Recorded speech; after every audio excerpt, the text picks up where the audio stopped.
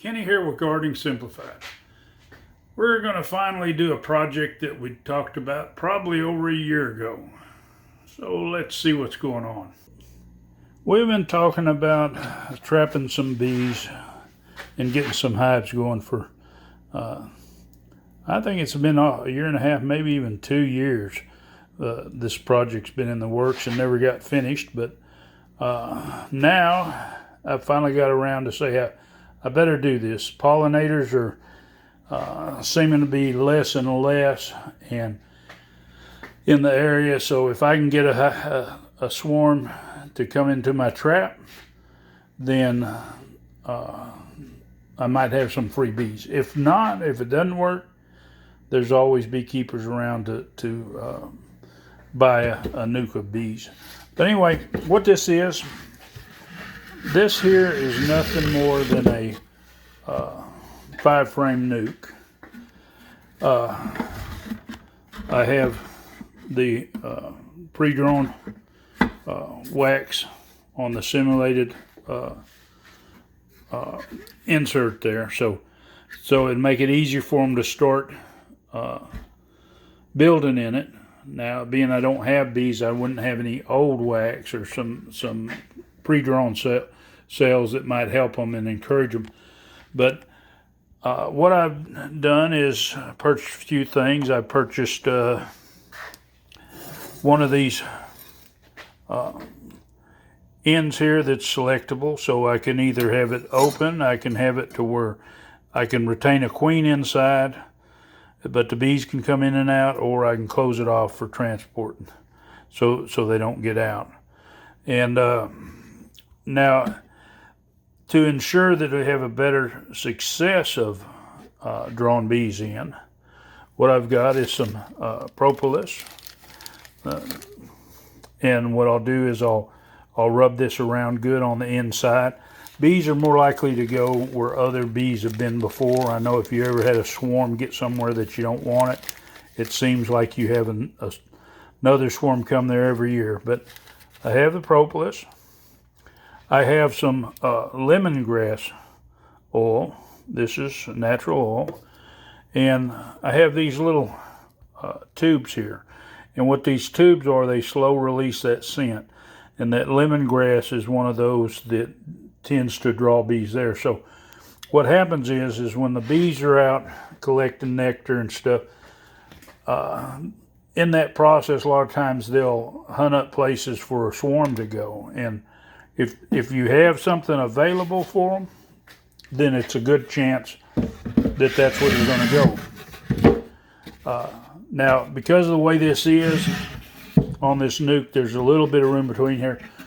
A lot of times when they build these, they don't put any side drop downs on it. I do, but make sure you leave some room to it. So if for some reason they seal it into place without tearing it up, you can just bump it one direction or the other and break that loose and then take it apart. But we've definitely got a mess because we have so much stuff going on in our workbench here. This workbench is considerably long, but it's considerably cluttered. But before I put this other one together, I wanted to show you how this was made. Now, of course, I've just bought the nuke body. That was easy enough to go that way. And what I did was I extended the bottom of it 3/4 of an inch, so I would have a place to drop down. Because if I just put the frames in there, and I'll show you this while I'm at it. But if I just dropped one of these frames off in this hive or this nuke, it would come just almost to the bottom of here, and what would happen is it wouldn't give the bees any room at all to move around like they would in a normal hive. So I extended this. I could have probably extended it a little bit less and still got by with it, but that's where I figured was best. That way I'd give a decent size opening, but not too big. If the opening gets too big, of course, they're going to take take propolis and make it smaller. So that's not a real issue. But anyway, and then I just I cut a board for the top, not too thick, and I cut me some little scripts to go around the edge of mine. Now, like I say, you can do it without, but if there's any kind of little gaps here and stuff, it might create a problem. Plus, these will keep this board from warping better. So I just cut these boards to go around the top, and they'll go like so. And I'll put these on. And then, of course, the other one I used a little bit larger board. And then I cut another board. This was thicker, but I cut this board for the bottom. So what I'll do is I'll fasten this down to here, like on the other one, and then that'll be my trap. But anyway, this is a simple way to build them. Now I have some hive bodies that's ready to go. If I don't get a swarm, or if I get a swarm, one way or the other, we're going to have some bees on the Polve farm this year, because we have a hard time with mainly our crops get pollinized pretty good. You can see it in a lot of times in green beans and purple hull peas, stuff like that, to where they don't fill out. You won't have good pollination on a flower. Sometimes you'll see it on cucumbers, especially certain times of the year, because the flower is a little more dry, and if you don't have enough bees there, they're not fighting to find their pollen and their nectar, so they tend to go to something that's a little better source for them. But if I have hives right here, that'd be great. And plus, I have some fruit trees, and I plan to put some more in, but I've had some really poor pollination on crops, to where I'll have trees that aren't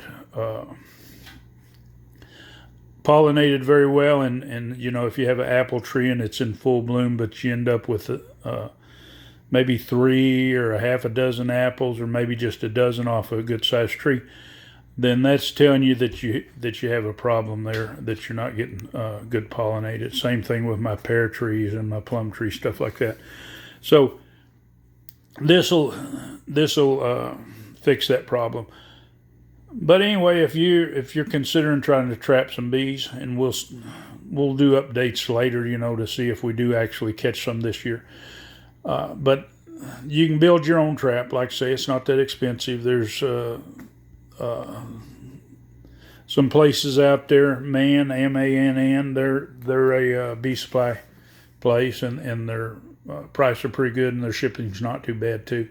So you might consider doing that. Now this was a kit. This wasn't assembled nuke, so it's just a matter of putting it together and putting some nails in it.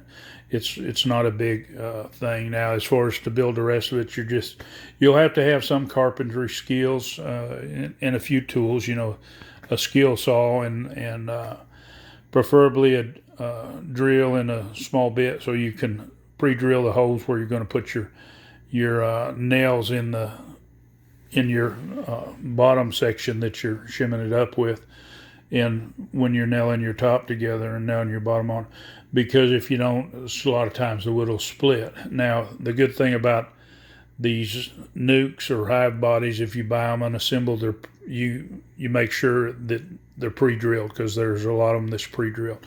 But anyway, all that's left once I get this one together is get some primer on it and some paint, so it'll hold up good. And you don't paint the inside, but like I say, you get some propolis, rub it around inside good, so it's got that smell like it's there's been bees in there. And it doesn't take a whole lot of propolis, but propolis isn't really cheap. I mean, it's about $6 for what I got, and I've got that probably a couple of years ago. But I hope this helps you, and it's certainly, if I can catch some bees, it's a whole lot cheaper than what it cost me otherwise. So if you want to see more of my videos, you want to see updates on the bee situation, just hit that subscribe button, hit the bell so you'll be notified. If you like it, give it a big thumbs up. Happy gardening.